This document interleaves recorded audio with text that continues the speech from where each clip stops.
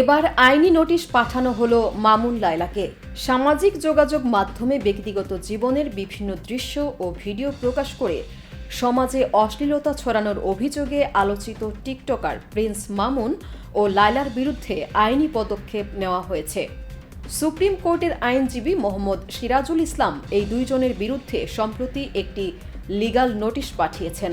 আইনি নোটিশে বলা হয়েছে, টিকটক, ফেসবুক ও ইউটিউব সহ বিভিন্ন ডিজিটাল প্ল্যাটফর্মে মামুন ও লায়লা যে ধরনের কন্টেন্ট প্রকাশ করে থাকেন তা শুধু অশ্লীল ও অনৈতিকই নয়, বরং দেশের ধর্মীয় ও সামাজিক মূল্যবোধের পরিপন্থী। এই ধরনের কন্টেন্ট দেশের তরুণ সমাজকে বিপথে ঠেলে দিচ্ছে বলেও অভিযোগে উল্লেখ করা হয়। আইনজীবী জানান, দেশের সাধারণ নাগরিকদের পক্ষে তিনি এই নোটিশ দিয়েছেন এবং প্রয়োজনে আইনি ব্যবস্থা নেওয়ার হুঁশিয়ারিও দেন। প্রসঙ্গত ২০২৪ সালে লায়লা প্রিন্স মামুনের বিরুদ্ধে ধর্ষণের অভিযোগ এনে রাজধানীর ক্যান্টনমেন্ট থানায় মামলা দায়ের করেছিলেন। অভিযোগ ছিল, বিয়ের প্রলোভন দেখিয়ে লায়লাকে শারীরিক সম্পর্কে বাধ্য করেছিলেন মামুন। সেই মামলায় গ্রেপ্তার হয়ে কিছুদিন কারাবন্দীও ছিলেন তিনি। পরে জামিনে মুক্তি পান।